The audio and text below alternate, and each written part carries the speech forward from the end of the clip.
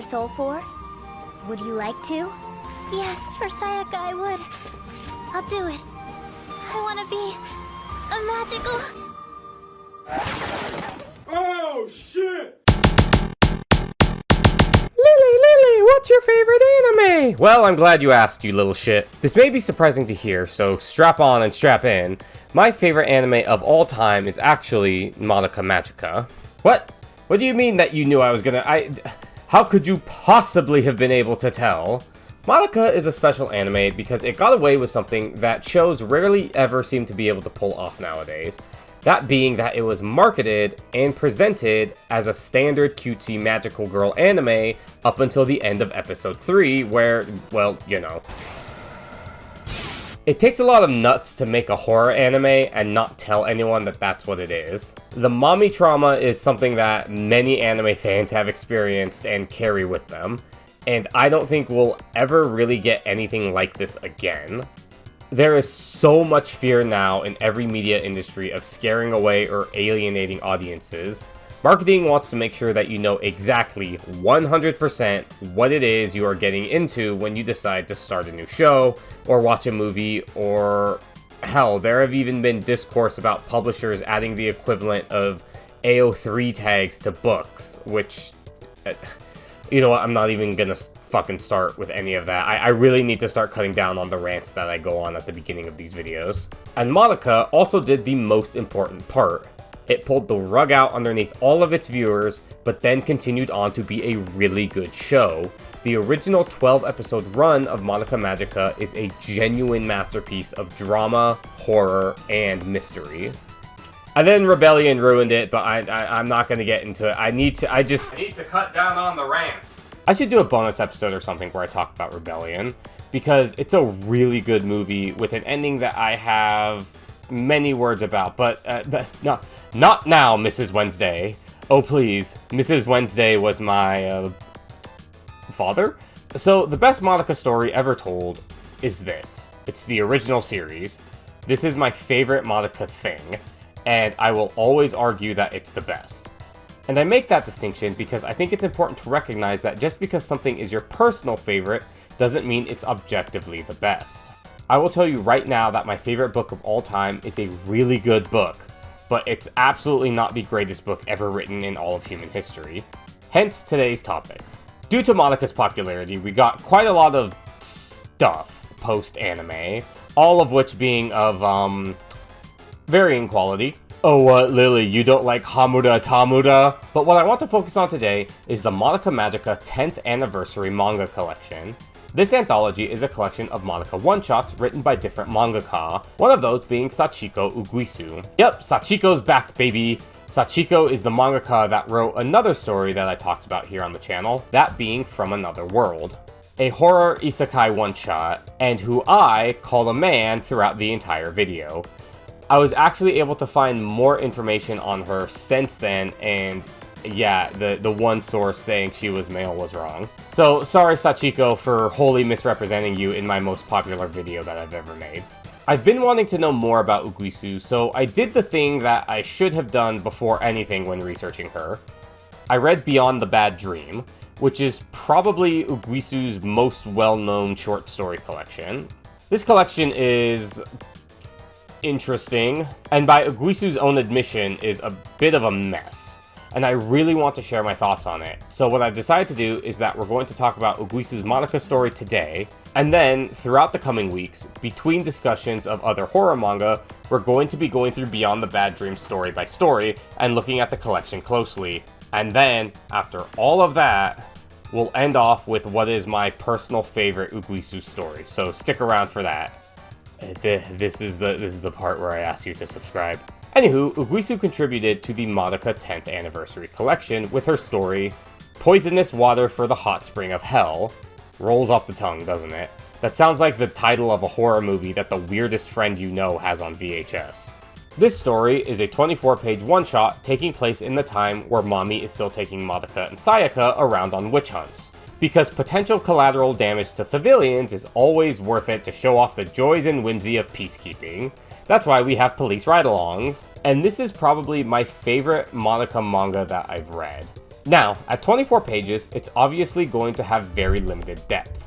However, what I like about this story is that it's simple yet effective.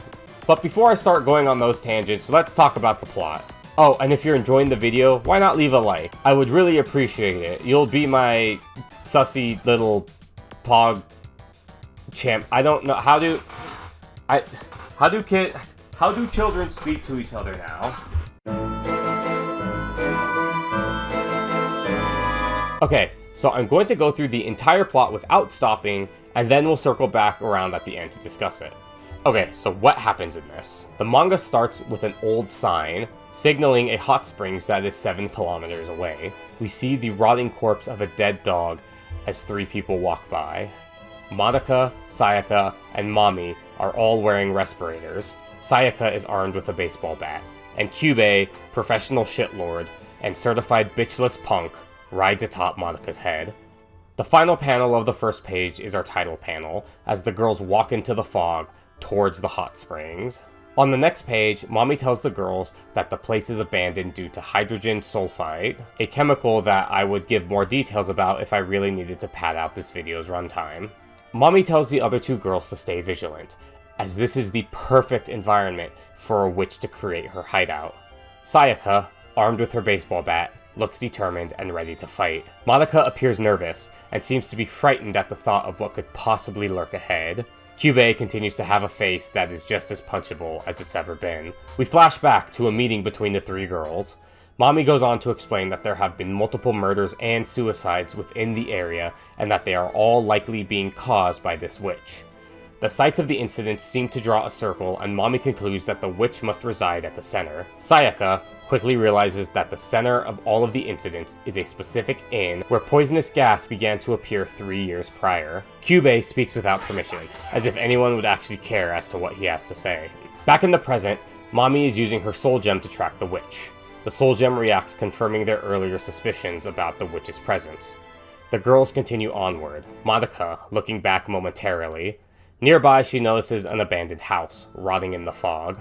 Mami and Sayaka notice that Madoka has stopped, and ask what she is doing. Madoka simply apologizes, and they all continue forward. Arriving at the inn, the girls step inside.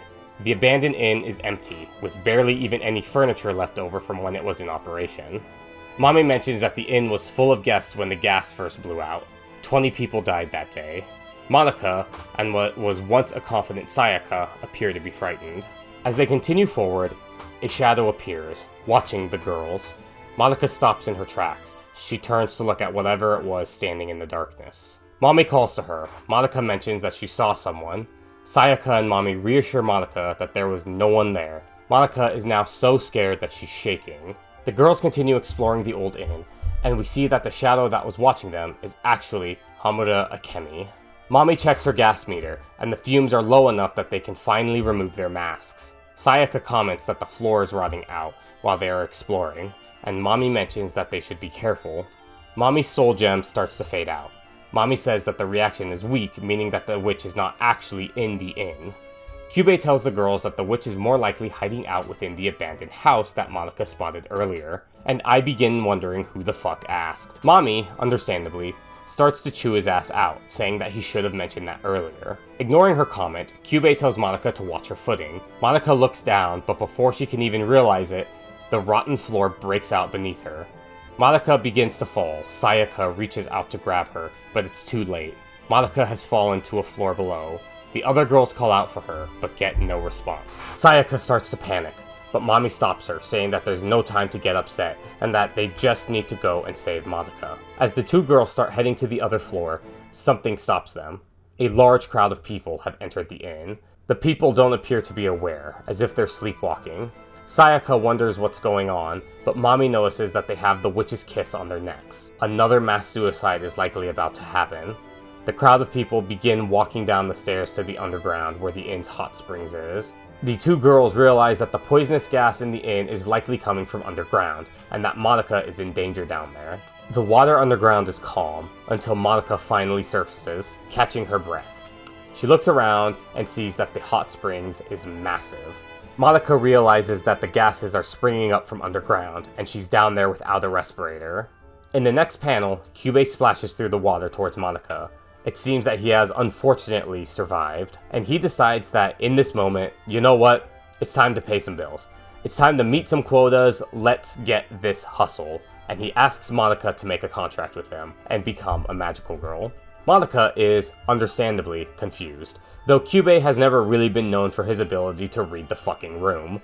On the next page, Madoka starts to see shadows in the fog. The crowd of people from earlier continue down the stairs, and Mami and Sayaka race down after them, putting on their masks.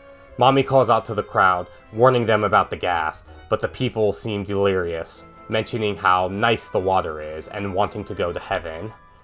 Madoka starts coughing, unable to avoid breathing in the gas. As she looks around, she realizes that those people in the fog are actually corpses, but she pushes that aside from now, as she needs to find an exit. Madoka struggles to navigate through the water. The gas is starting to get to her head. She continues to cough and starts to cry. Kyubey asks if she's scared, if she's struggling to breathe. He again offers her a contract, saying that she can escape if she just becomes a magical girl. Madoka hesitates, but before she can answer, someone calls out for her. It's her friends, Mami and Sayaka. Madoka calls back for them, and the three girls reunite. The people in the crowd from earlier have stripped down and are running into the hot springs. Sayaka lets Madoka in on the fact that they're being controlled by the witch, and Mami mentions that she needs to find and kill the witch, and fast. Suddenly, the three of them are grabbed and being pulled by the crowd. The three of them are thrown back into the water. They're surrounded by the delirious people, mentioning heaven again, and how drinking the water can be effective. Then, suddenly, an earthquake. The people in the crowd suddenly come to, asking where they are and where their clothes went. Madoka and Sayaka, obviously confused, question what's going on, but Mami wastes no time and directs the people to the exit. The crowd leaves, the three girls following behind them. Mami questions just what exactly is going on and mentions that her soul gem no longer has any sort of reaction. She realizes that someone else has killed the witch.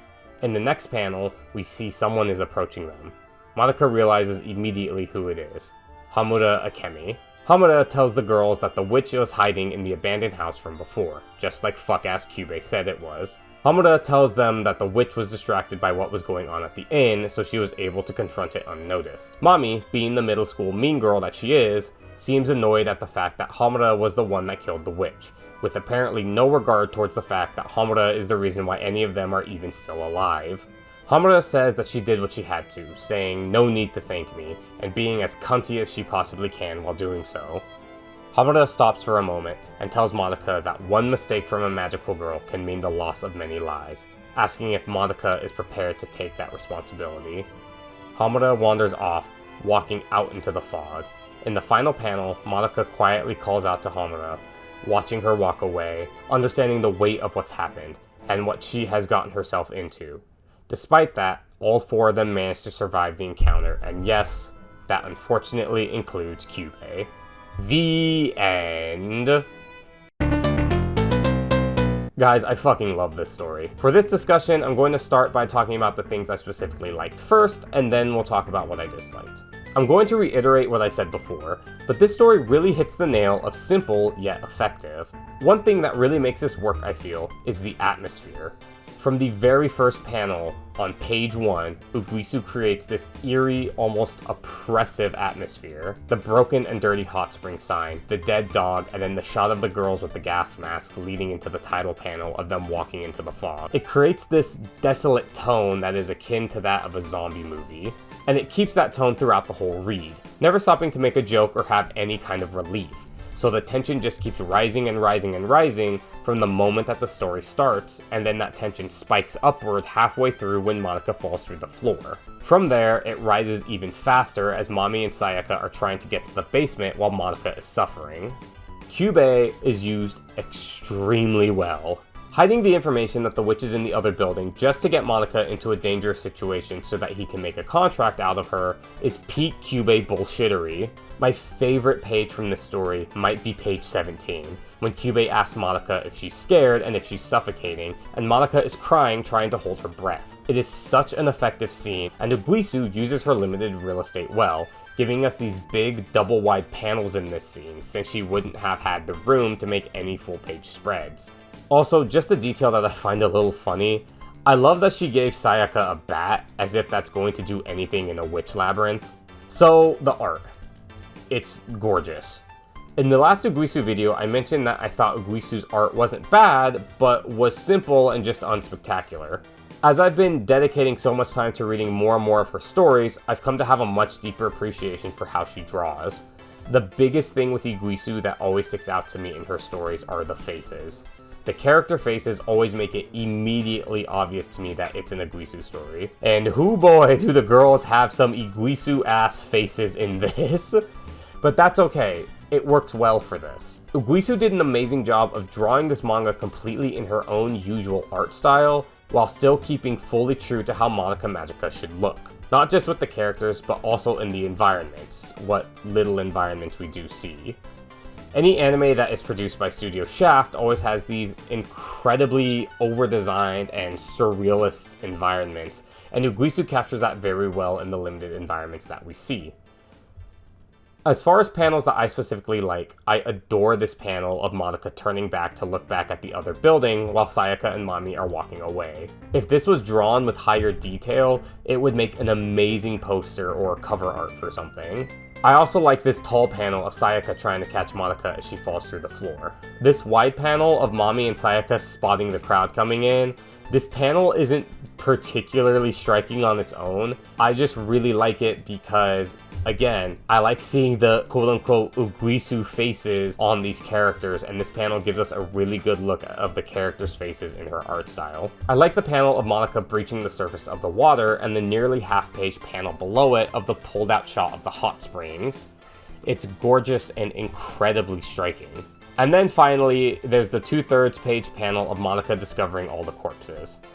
And as I mentioned before, I like the two panels of Kyubey and Madoka on page 17, but again, that is more so due to the writing and how those panels serve the story, more so than just because of the art alone. Anyway, that was enough gushing about the manga that I love, so let's move on to the bitching zone. So, the story just kind of fucking ends. Like, the characters don't really have to problem solve their way out of the situation. It just kind of is solved for them. And like, I get it, right? Hamura is always 12 steps ahead at all times. She's played these games before. But it does feel like Uguisu just kind of ran out of pages and just needed to fucking end it. And speaking of Hamura, I kind of wish she wasn't shown towards the beginning of the story.